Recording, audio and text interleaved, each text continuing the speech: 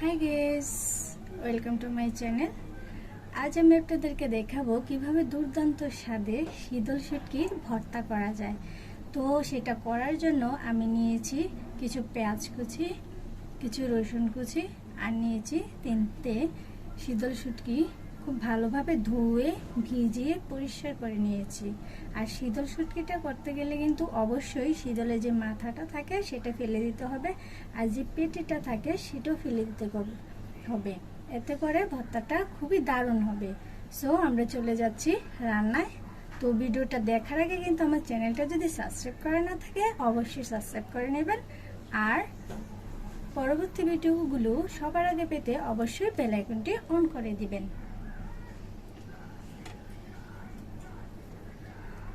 তো কড়া তো চুলায় বসানো ছিলই, এটা আমি গরম করে নিয়েছি। এখন আমি অয়েল দিয়ে নিচ্ছি পরিমাণ মতো।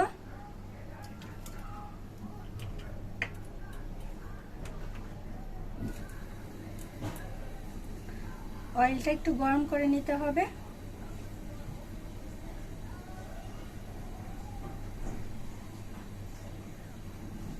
প্লিজ বন্ধুরা ভিডিওটা স্কিপ না করেই দেখবেন।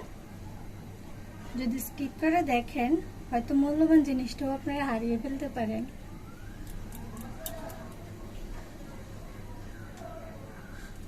তো প্রথমে আমি দিয়ে দিচ্ছি পেঁয়াজ কুচি।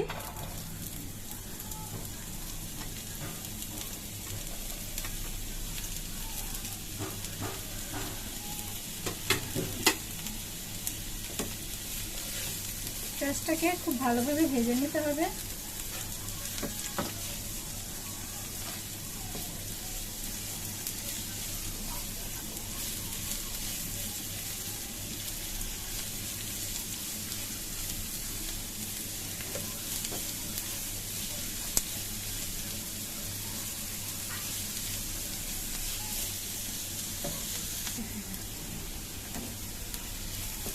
পেঁয়াজটা যখন একটু গরম হয়ে আসবে তখন কি করবেন, সামান্য একটু লবণ ছিটিয়ে দিবেন। তো আমি একটু লবণ ছিটিয়ে দিচ্ছি, এতে করে কি হবে, পেঁয়াজটা খুব তাড়াতাড়ি ভাজা হয়ে যাবে, কালারটাও ভালো আসবে। এখন আমি একটু নেড়ে চেড়ে নিচ্ছি। এই শীতল শুটকির ভর্তাটা কিন্তু আমরা বড়রা খুবই পছন্দ করি। খাবারের মধ্যে ভর্তাটা কিন্তু একদমই অন্যতম। মাছ, মাংস এগুলো তো আমরা রোজই খেয়ে থাকি, তবে এগুলোর থেকেও আমরা কিন্তু ভর্তাটা খুবই পছন্দ করে থাকি, তাই না? আর ভর্তাটা যদি করা হয় মনের মতো করে তাহলে তো এক থালা ভাত আমরা নিমিশেই খেয়ে ফেলতে পারি।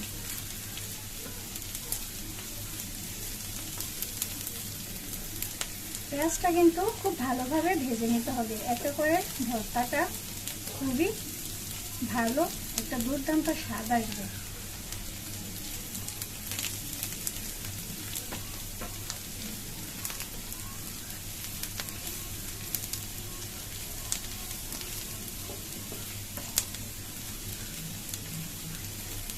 আপনারা যদি নিজেদের পছন্দ অনুযায়ী রেসিপি আমার কাছ থেকে দেখতে চান তাহলে অবশ্যই আমাকে কমেন্ট করে জানাবেন।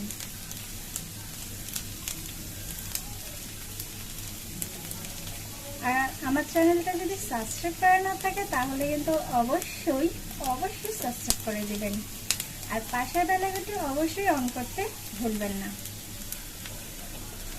আর যদি আমার ভিডিওটি আপনাদের পছন্দ হয়, আপনাদের মনের মতো হয়, তাহলে অবশ্যই আমার ভিডিওতে একটি লাইক করে দিবেন।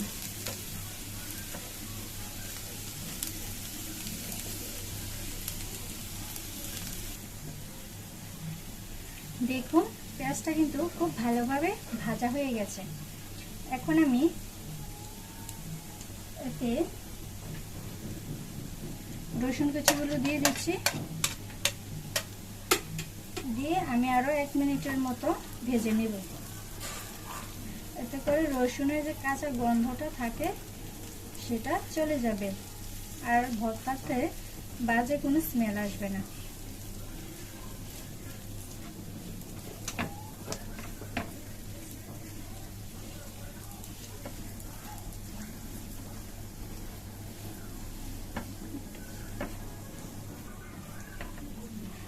দেখুন রসুনটা দিয়ে আমি আরো 1 মিনিটের মতো জাল করে নিয়েছি। এখন আমি এতে শুটকিগুলো দিয়ে দিচ্ছি।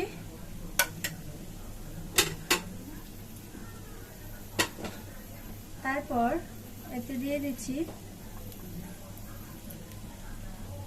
1.5 চা চামচের মতো মরিচের গুঁড়া। যেহেতু আমি ভর্তাটা ঝাল করছি, তবে আপনারা আপনাদের পছন্দ অনুযায়ী দিতে পারেন।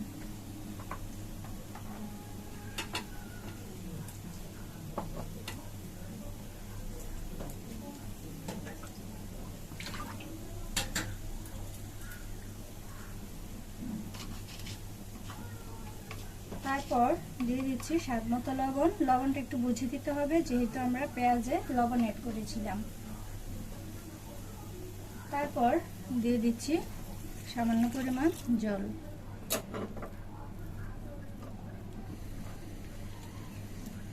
এখন আমি নেড়ে চেড়ে নেব।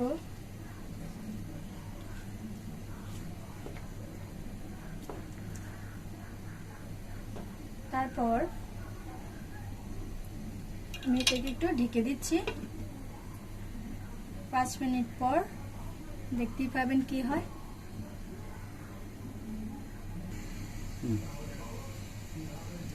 পাঁচ মিনিট পর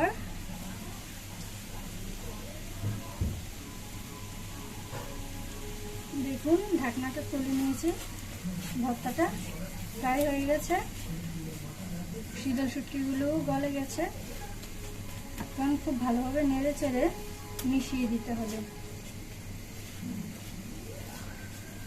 চুলার আঁচটা মিডিয়ামে রেখেই ভর্তাটা করতে হবে, তাহলে ভর্তার কালারটা খুব ভালো আসবে।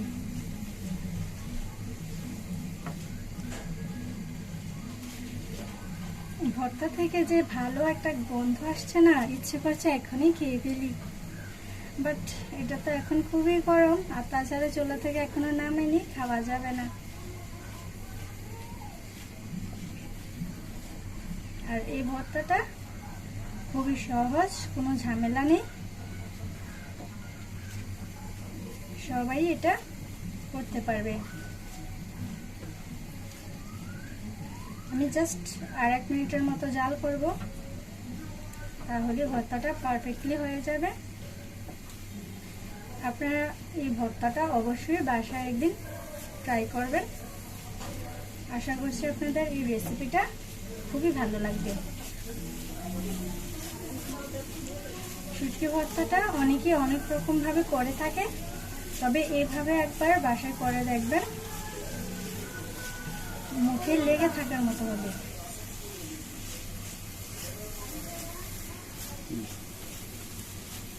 দেখুন আমার ভর্তাটা পারফেক্টলি হয়ে গেছে। এখন এটাকে আমি নামিয়ে পরিবেশন করে ফেলবো।